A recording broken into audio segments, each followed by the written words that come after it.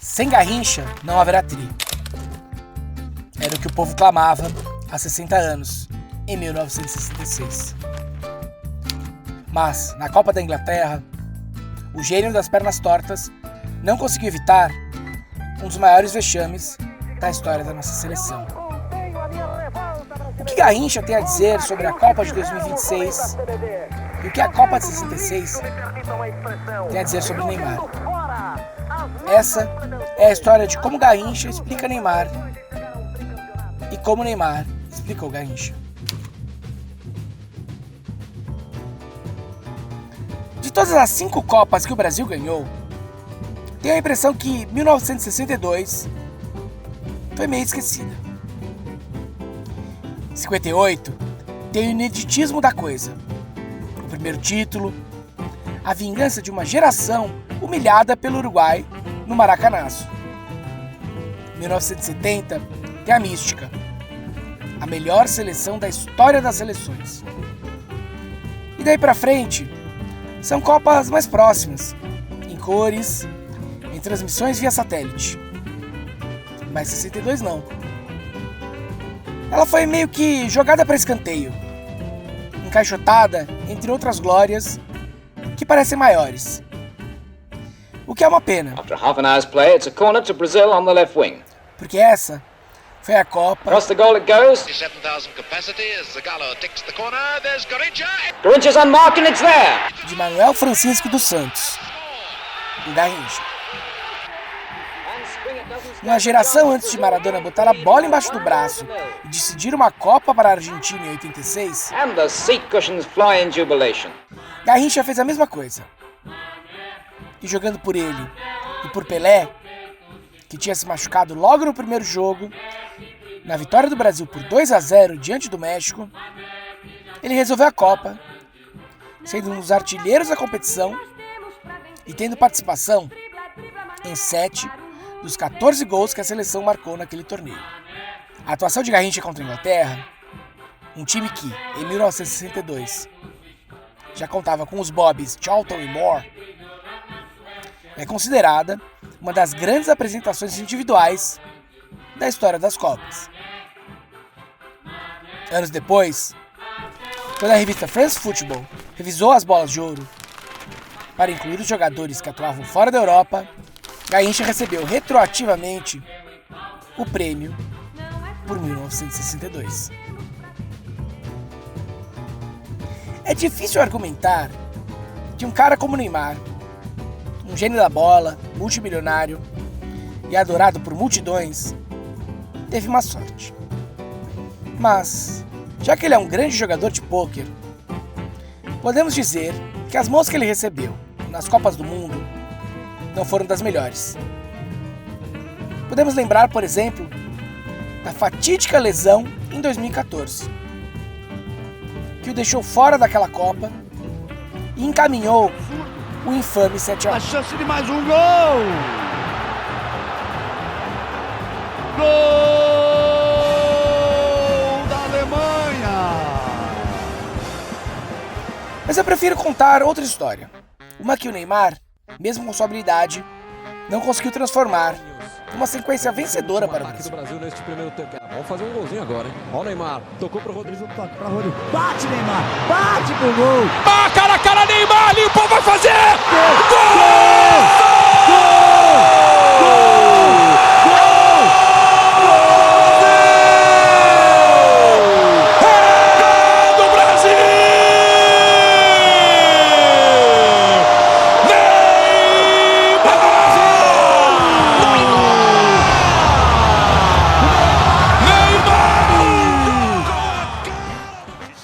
Por alguns minutos, em dezembro de 2022, Neymar foi o autor do gol da classificação brasileira às semifinais da Copa do Mundo, para um Brasil e Argentina, o jogo que todos queriam. E então... Aí é perigoso, olha o espaço que tem aqui, o Brasil tá aberto. Orsic vem na área, Orsic pra trás, Petkovic, é gol da Croácia. Gol da Croácia, Petkovic empata o jogo. O Brasil aberto, o Brasil exposto.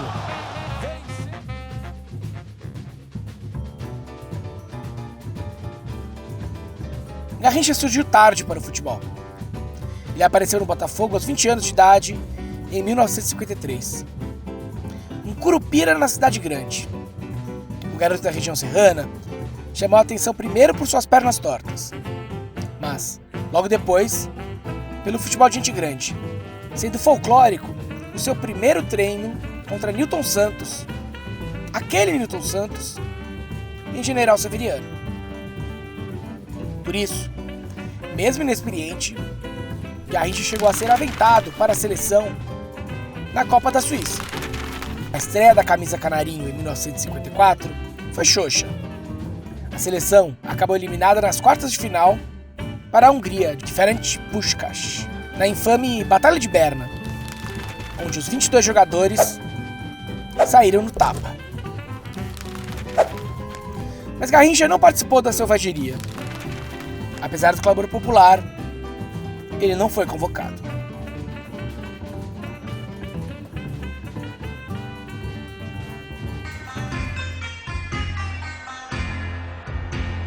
O Globo Esporte hoje recebe o Neymar, que é um dos maiores viciados em videogame de todo o Campeonato Brasileiro. Você joga muito? É difícil explicar o furacão que foi Neymar no começo dos anos 2010. O jovem craque do Santos, com seu jeito irreverente, o cabelo engraçado e as dancinhas muito antes do TikTok, tomou o Brasil de assalto. Neymar era um craque midiático, desde cedo comparado a outro craque. Mas enquanto esse furacão acontecia, a seleção parecia ir muito bem, obrigado, sem ele. Para a Copa de 2010, os comandados de Dunga chegavam com a cancha de quem tinha vencido a Copa América de 2007, uma goleada inapelável contra a Argentina. Dunga, chamado para pôr ordem na seleção, jamais chamaria Neymar para aquela Copa. Um pesadelo. E não chamou. Ergue o braço. Final de jogo em Porto Elizabeth. A Holanda vira para cima do Brasil. Ao longo da carreira, Garrincha desenvolveu um problema crônico no joelho, resultado de praticar futebol tendo as pernas absurdamente tortas. Por muito tempo, ele contornou o problema com as infames infiltrações de corticoides. Mas, no final de 62, a situação se tornou incontornável, mesmo para ele, acostumado que era ao drible. Também naquele ano, o caso do jogador com a cantora Elza Soares estourou na mídia. Um escândalo de enormes proporções no Brasil conservador dos anos 60. Foi o início de uma espiral que levou Garrincha das páginas esportivas para o noticiário de fofoca. Entendeu? Porque eu achava um crime aquele bebê para jogar futebol, né? Eu também não entendia se a bebida era uma doença ou se era um vício infeliz. Eu queria salvá-lo de alguma maneira. Entre 1963 e a Copa de 66, Garrincha disputou apenas 78 jogos. Mesmo assim, ele foi convocado para a Copa da Inglaterra. Mesmo com o joelho em frangalhos, acima do peso, decadente e, ninguém sabia na época, já dominado pelo alcoolismo. A passagem da seleção por aquela Copa foi curta. Depois de uma vitória xoxa contra a Bulgária, o Brasil perdeu de 3-1 para a Hungria na última partida de Garrincha com a amarelinha. Sua única derrota. E foi eliminado para Portugal, ainda na fase de grupos, quando ele já tinha sido relegado à reserva.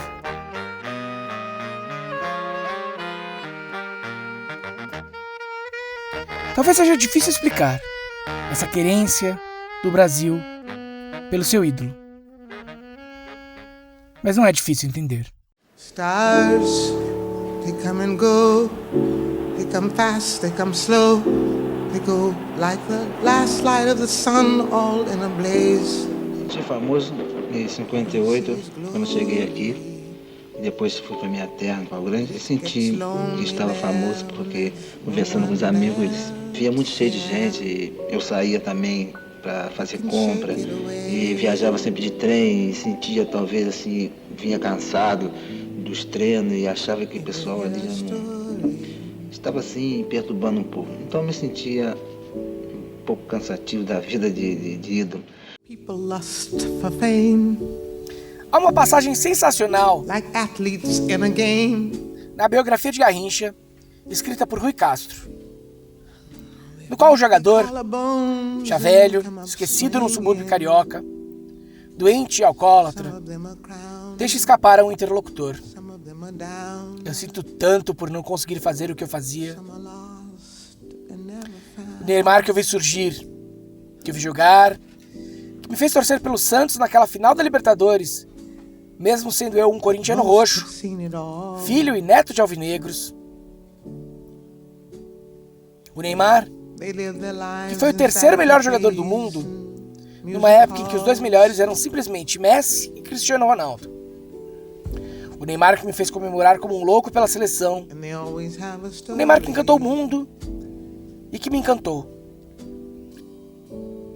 Deve sentir tanto por não conseguir mais fazer o que fazia.